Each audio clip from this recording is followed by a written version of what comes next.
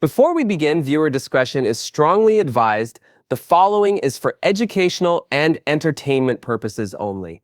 This is the verbatim federal court documentation of Ellen DeGeneres' arrest, as reported by multiple credible news outlets. If you want to stay informed about this developing story that has shocked the entertainment world, please take a moment to like this video and subscribe. Ordinary Tuesday morning turned into one of the most extraordinary days in entertainment history. Ellen DeGeneres, the comedian and former talk show host who built her brand on kindness, was arrested at a private airfield in Costa Rica. Legal troubles. The arrest comes after months of rumors and whispers throughout Hollywood, but nobody could have predicted the bombshell revelations that followed. Federal agents working in conjunction with international authorities intercepted DeGeneres as she attempted to board a private jet, reportedly bound for a non-extradition country. According to eyewitnesses, DeGeneres appeared shocked when confronted by authorities, repeatedly stating this is all a misunderstanding. As she was placed in handcuffs, what exactly was she running from and why now? The answer came hours later, when prosecutors held an emergency press conference revealing the connection that has left the entertainment industry reeling. Ellen DeGeneres has been named as a key figure in the expanding investigation into Diddy's alleged criminal enterprise. Documents seized from her Costa Rica villa reportedly contain evidence of financial transactions, private communications, and compromising recordings that create a direct link between DeGeneres and activities currently at the center of the Diddy investigation. This isn't just another celebrity scandal. It's the unraveling of a carefully constructed public persona that fooled millions for decades. What follows is the complete account of how Ellen DeGeneres' empire crumbled, what authorities discovered, and how this connection to Diddy was finally exposed to the world. I'm standing outside the federal courthouse in Los Angeles. Just moments ago, officials confirmed that Ellen DeGeneres has been extradited from Costa Rica and is now in federal custody. The streets are lined with shocked fans and media outlets from around the world, all trying to make sense of how the once beloved talk show host could be at the center of what prosecutors are calling one of the most sophisticated criminal operations ever uncovered in the entertainment industry. The mood here is one of disbelief. For over 2 decades, Ellen DeGeneres was America's daytime television sweetheart. Her catchphrase, "Be kind to one another," became a cultural touchstone, but behind that carefully crafted public image, federal authorities now alleged something far more sinister was taking place.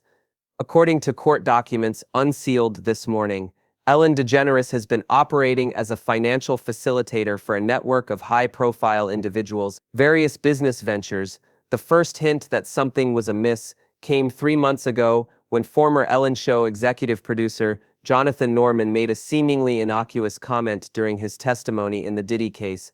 When asked about certain financial arrangements, Norman mentioned the Ellen Protocol, a phrase that caught the attention of federal investigators and set off an intensive investigation that culminated in yesterday's arrest. In the hushed courtroom this morning, the lead prosecutor addressed the judge with a solemnity that matched the gravity of the charges. "Your Honor, what we're presenting today isn't just evidence of financial crimes, it's evidence of a deliberate long-term deception of the American public by someone who positioned herself as a champion of kindness, while allegedly facilitating serious criminal activity." The courtroom, packed with journalists and lead observers, fell completely silent as the prosecutor continued, and perhaps most disturbingly, when Ms. DeGeneres became aware that her connection to Mr. Comaze was about to be exposed, she attempted to flee the country rather than face these allegations. It started like any other day in the ongoing Diddy investigation. Prosecutors were methodically building their case against the music mogul, reviewing financial records, and interviewing witnesses. Few expected any major developments when Jonathan Norman, who had worked with Ellen for years before their falling out in 2020, took the stand. But when Norman casually mentioned the Ellen Protocol during cross-examination, the room changed. Prosecutors' heads snapped up, defense attorneys exchanged nervous glances. The judge asked Norman to clarify what he meant by the term. "It was what we called the process for handling certain financial matters," explained, his voice steady but his posture tense. "Specific events, specific vendors, specific payments that had to be managed differently than everything else." Ellen was extremely particular about those transactions. When pressed further, Norman revealed that he had witnessed numerous meetings between Ellen and individuals connected to Diddy's business interests. These weren't social calls, he testified, they were structured, serious discussions that always took place off-site, never at the studio, and were never recorded in her official calendar. Norman described how Ellen maintained two separate business operations: her public enterprises that were meticulously documented and transparent, and a shadow operation that handled what staff referred to as special projects.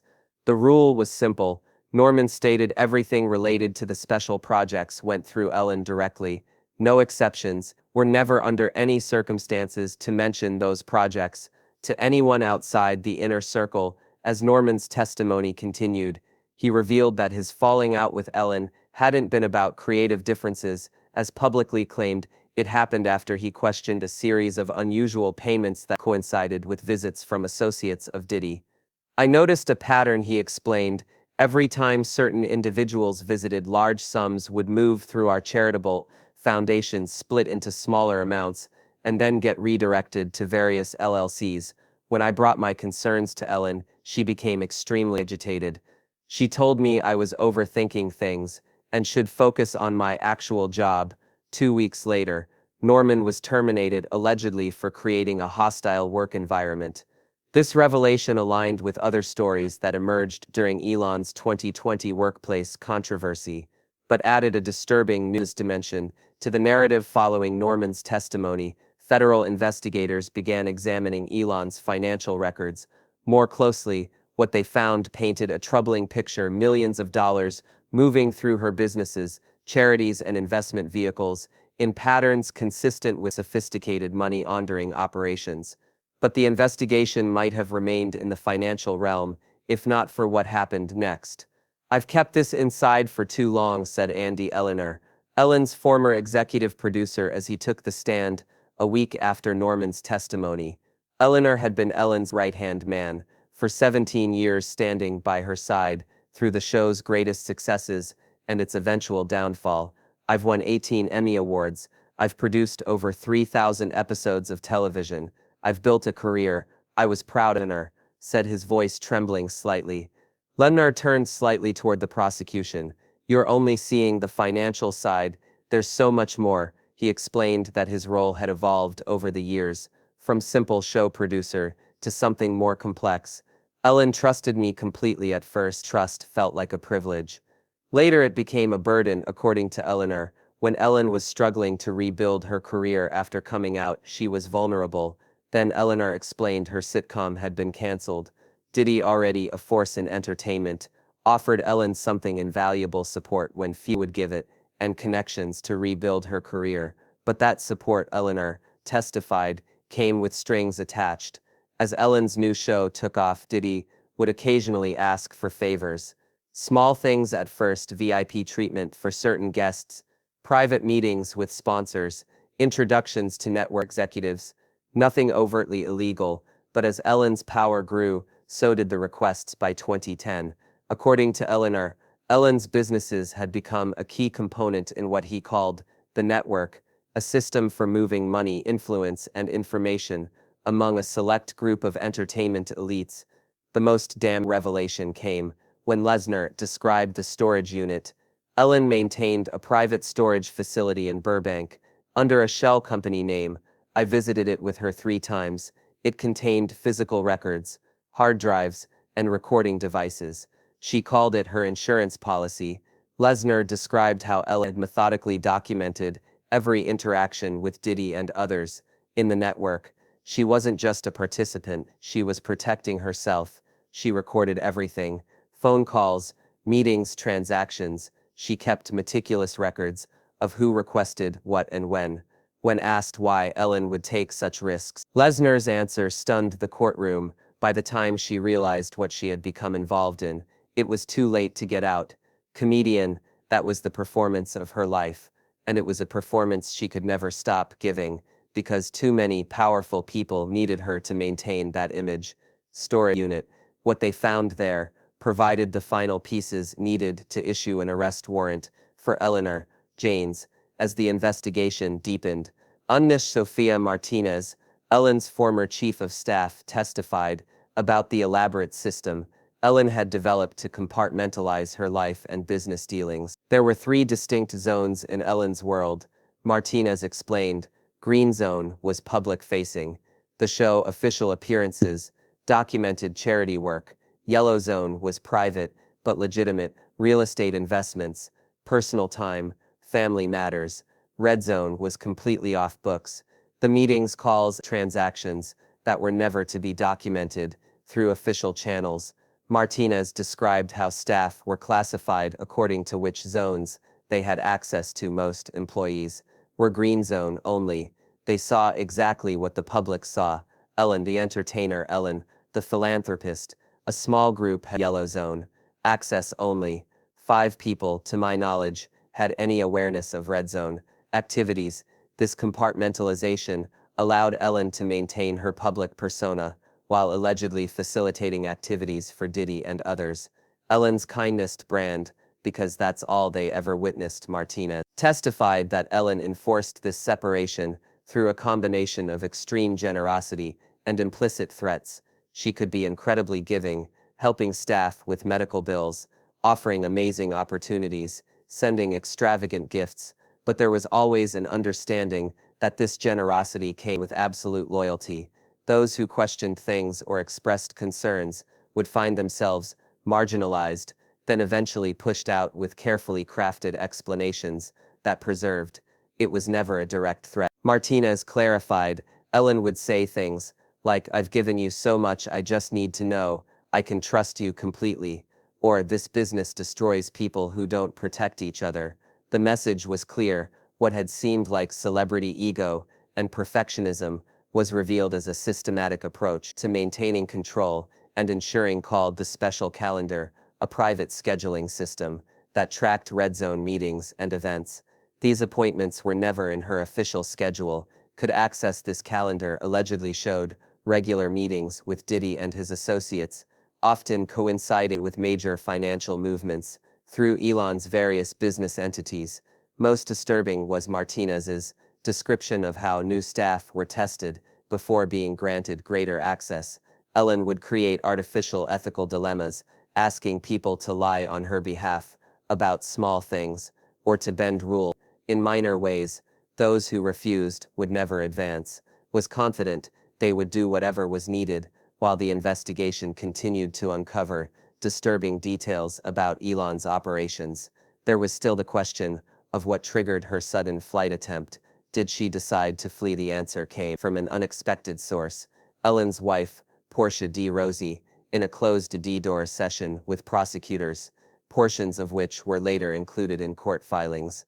D. Rossi revealed the breaking point that sent Ellen running for the border.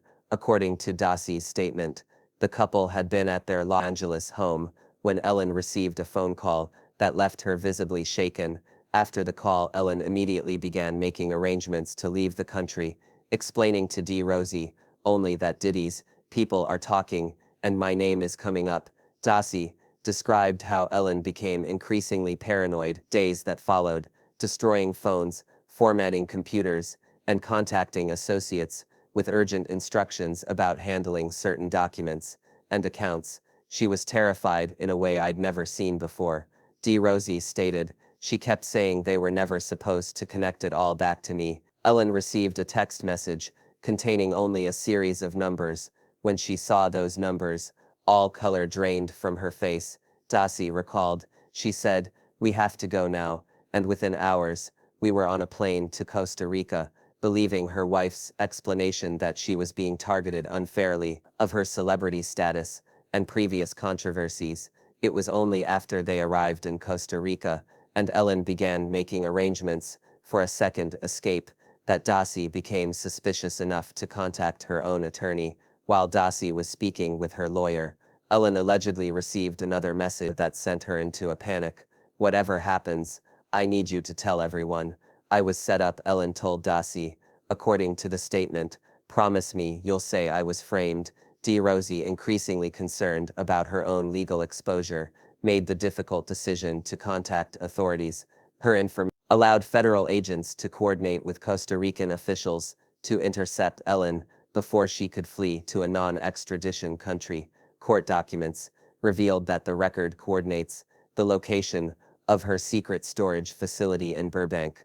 The message was Elon's notification that her insurance policy had been compromised. Following her arrest, authorities discovered Elon had been in the process of transferring over $114 million to various offshore accounts and had been preparing new identification documents, suggesting she had been planning this escape route for some time, waiting for the moment it became necessary. The courtroom fell silent as Ellen DeGeneres was led in for her arraignment.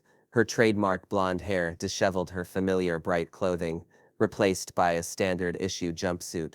Gone was the confident, smiling entertainer who had danced through television studios decades. In her place was a woman who appeared simultaneously defiant and defeated. Judge Miranda Carlton presided over the proceedings with a gravity that matched the moment. Miss DeGeneres, you are charged with money laundering, tax evasion, conspiracy to commit fraud, and flight to avoid prosecution. Do you plead? Ellen's attorney began to speak, but she interrupted him. I'd like to address the court directly. Your Honor, she said, her voice lacking its usual warmth and humor. The judge considered the request for a moment before nodding. Ellen stood, ignoring her lawyer's attempts to dissuade her, looked around the packed courtroom, making eye contact with several former colleagues who were present for over 20 years. I ended every show by saying, be kind to one another. And I meant it. That wasn't the lie. The lie was pretending. Our industry allows anyone to succeed through kindness alone. The prosecutor objected, but the judge allowed Ellen to continue, recognizing the historical significance of the moment. Built my career twice, Ellen continued. The first time, lost everything by telling the truth about who I am. The second time, I promised myself I would never be vulnerable again. When Diddy offered me protection, connections, a way to insulate myself from an industry that had once discarded me, I took it. She paused, seeming to consider her next words carefully. The years, by the time I understood what I was really part of, I was in too deep. The Ellen brand, the businesses, the charities, they were real. The good we did was real, but they also served another purpose. Ellen looked directly at the prosecutor. I'm not going to stand here and pretend I was an innocent victim.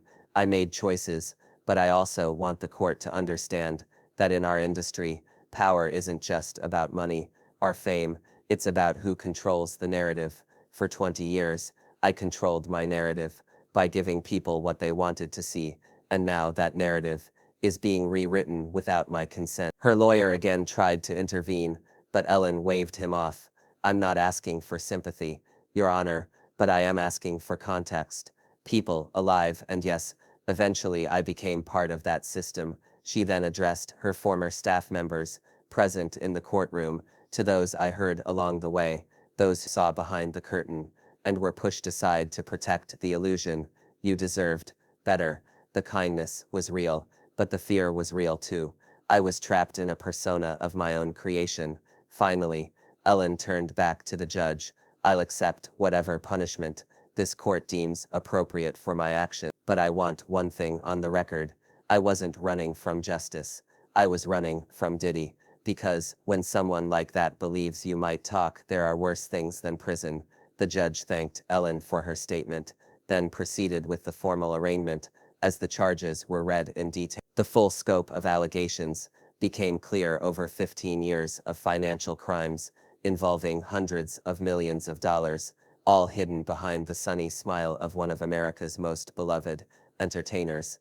Ellen DeGeneres, the woman who had built an empire on kindness, pleaded not guilty to all charges. The look in her eyes, as she was led from the courtroom, told a different story, one of resignation and perhaps relief that the performance was finally over. When Ellen DeGeneres was led out of the courtroom in handcuffs, she didn't look like the powerful media mogul who had once commanded a media empire. She looked like someone who had been running for a very long time and had finally stopped. The courtroom remained stunned into silence, processing the implications of what they had just witnessed. Even the judge, who had presided over numerous high-profile cases, appeared visibly affected. Days, proceedings, Ellen didn't acknowledge the press gathered. Outside, she kept her head down as officers escorted her to the waiting transport vehicle. Her lawyer issued only a brief statement.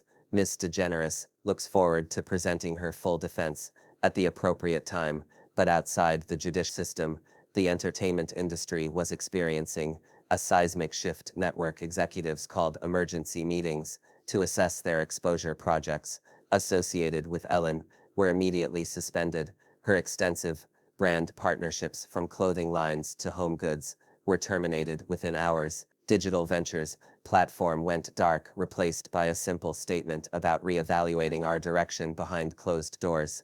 Crisis management teams worked overtime. Former staff members who had previously remained silent despite the 2020 workplace. One former producer told a major news outlet secrecy, the compartmentalization, the extreme reactions. When certain routines were disrupted, it wasn't just about making good TV. Social media erupted with reactions ranging from shock to vindication. The Sansa Ellen connection trended worldwide as people revisited years of interviews and segments. Looking for clues they might have missed, video compilations emerged showing uncomfortable interactions between Ellen and certain guests, now viewed through a new lens of understanding. Perhaps most revealing was the industry's rapid distancing from not just Ellen, but anyone closely associated with her business operations. Several executives who had worked with Ellen's production company and charitable foundation announced sudden resignations. Talent agencies conducted internal reviews of clients connected to Ellen's various enterprises. Former federal prosecutor Marcia Clark, analyzing the case on cable news, offered a sobering assessment. What makes this case so extraordinary isn't just the alleged crimes, it's that Ellen DeGeneres essentially created the perfect cover. Who would question someone whose entire brand was built on kindness, transparency, and giving back? It's a masterclass hiding in plain sight. The ripple effects extended to Diddy's ongoing legal troubles. Legal experts predicted that Elon's eventual cooperation could significantly strengthen case against Diddy and potentially implicate other high-profile figures. For the public, the arrest represented something beyond just another celebrity scandal.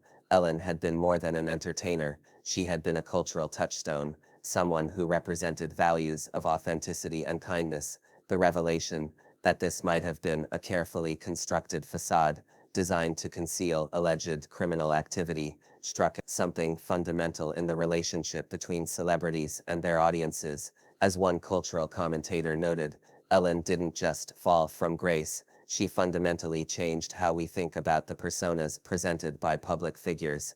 If someone who built her entire brand on being genuine allegedly maintained such a profound deception for decades, in the days following the arrest, attendance at Ellen's star on the Hollywood Walk of Fame became a somber attraction. Fans left notes expressing confusion and betrayal rather than the typical mementos of admiration. A place once commemorated achievement now stood as a symbol of disillusionment. The legal process was just beginning, but the court of public opinion had already rendered its verdict. Ellen DeGeneres, once among the most trusted and beloved figures in entertainment, now represented a troubling question about the fog. Stay updated on this unprecedented case and its far-reaching implications. Make sure to like this video and subscribe to our channel. Ellen's case progresses and the full extent of the Diddy connection is revealed.